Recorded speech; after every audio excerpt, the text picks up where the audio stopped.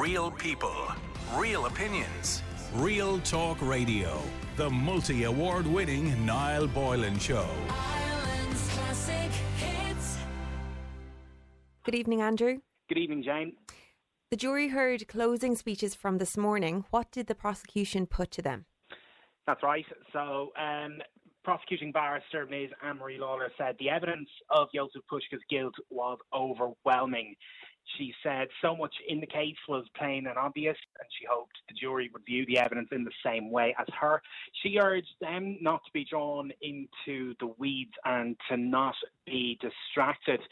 She said that from the start, there's a confession. She said Jozef Puska confessed to murder because that's what he did. And she said it had never been suggested to anyone that the words were not said. And the expert evidence about medication put to bed any suggestion that something was affecting an unprompted, spontaneous, clear and unequivocal confession. This expert evidence was that of Professor Michael Ryan, the toxicology expert. And she also told the jurors that Jozef Puska had lied on multiple occasions. And she said that he had fabricated a story for them and that he had spun them in an unequivocal structure of lies and mistruths. And she described some of them as foul and contemptible in their nature. And she also said the lies affected Jozef Puska's credibility, and that the jurors had to ask themselves, could they put any weight on the story that Jozef Puska had given in evidence? Mm-hmm. And Anne-Marie Lawler also said Aisling Murphy was an investigator in her own murder. What did she mean by that?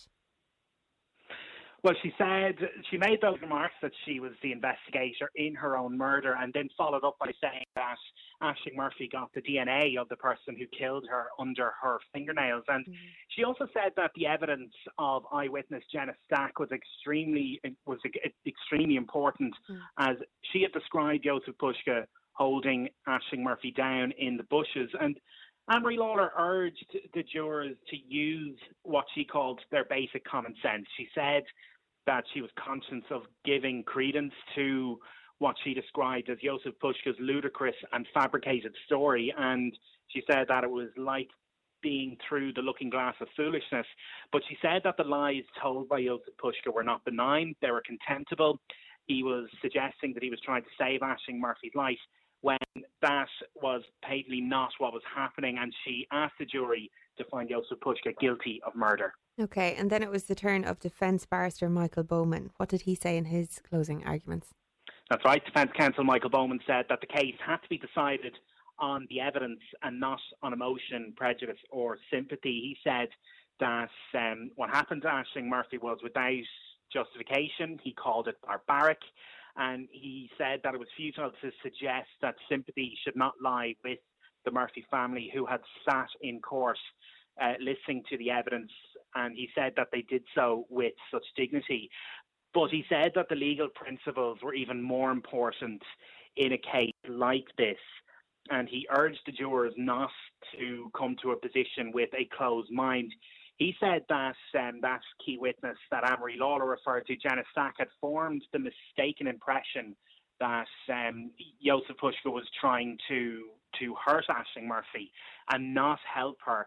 And that was based on the fact that she did not hear her call out for help. And he said that Jenna Stack said that she saw Miss Murphy's legs kicking, but other witnesses who arrived at the scene said one of her legs was elevated at around a 45-degree angle. And he put it to the jury that that might have been what Jenna Stack had seen as well. He also cast doubt on the reliability of the data extracted from Aisling Murphy's Fitbit. He said it couldn't be relied on. He said that Jozef Puska had heaped further suspicion on himself by his own actions. And he left the scene instead of looking for help and went home with his friend. And he had suggested that his clothes should be destroyed. But he then, after making this statement to the jury, this is in reference to Jozef Puska saying that his clothes were burned on the night that Aisling Murphy died. And he asked the jury why someone who had almost 2 years to make up a story, so about 20 months, as alleged by the prosecution, mentioned the burning of his clothes if this had been the case, why would Josef Pushka make that statement to the jury? Mm-hmm. Okay, and he also spoke about people telling lies. What context did he provide? Yeah, so he was talking about a few people here. He spoke about the evidence of Josef Pushka's friend, Rostislav Pakuta. He was the bus driver who the jury heard from earlier in the trial. And they had heard at the time that he made two Garda statements, one that was incomplete, and then he gave a second one. And Michael Bowman then said today that Mr. Pakuta lied to Gardaí about the last time he saw Josef Pushka. He said that he had lied because he was afraid his family and livelihood would be harmed because of the mood in Tullamore. And then he went on to say that people lie for a number of reasons. He said not necessarily meaning that they're guilty. He said that the prosecution were taking a broad brush stroke approach. And he also told the jurors that Mr. Pushka was not following women on the 12th of January. However, even if they were satisfied that someone followed a girl around Tullamore, that should not be taken as evidence of murderous intent. And he also said there's no evidence of any scratch marks on Josef Pushka's hands or face, which were caused by Aisling Murphy's fingernails. He told them to be careful how they interpret evidence, as it is not necessarily clear and straightforward as he says the prosecution claims it is.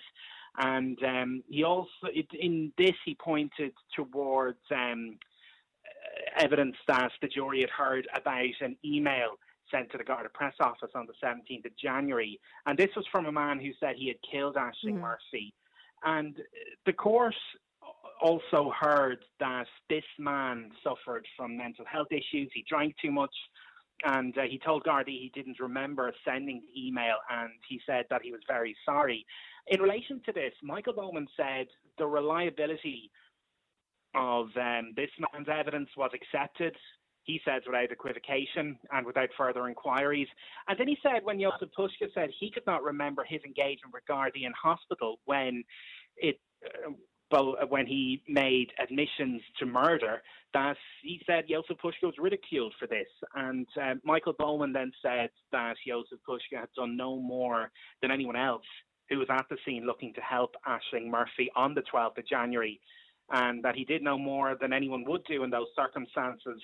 But what he had done afterwards had cast him in a light of suspicion, which left him before the courts. This is in reference to Josef Pushka leaving the scene through a field at the back of the canal, and then, as Josef Pushka described it, passing out in a ditch.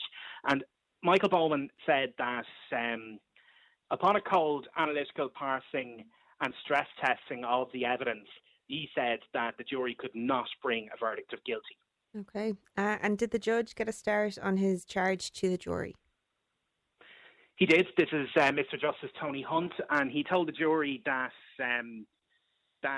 their verdict was unimpeachable, and he also spent a lot of his time this afternoon reminding them of some of the principles that they have to apply. So this is the presumption of innocence that applies to Josef Pushka all the way through the process, and he also said that because the decision the jury has to make in relation to this case, that it had to be to a high standard of beyond reasonable doubt. And he said that the jurors had to be satisfied that to convict Josef Pushka, that the version of events put to them by the prosecution had been proved to their satisfaction beyond a reasonable doubt, and that no other reasonable possible alternative was available to them. And he added on this that if they considered Josef Pushka's version reasonably possible, then they had to acquit. Okay. And yeah, that's pretty much where we finished up then for the afternoon. Okay. So what can we expect now, or when might we expect to hear back from the jury? Well, the judge hasn't actually finished his charge yet, Mr. Justice Tony Hunt, so he still has more instructions to give to them. He made reference this afternoon that about a couple of points of evidence that he will give direction on tomorrow.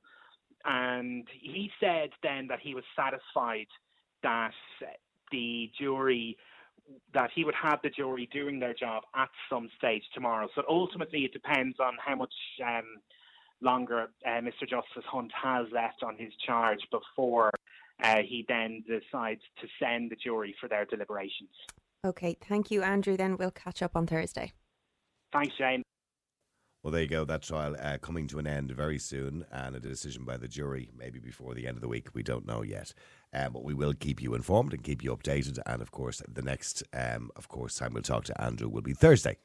Real people, real opinions, Real Talk Radio.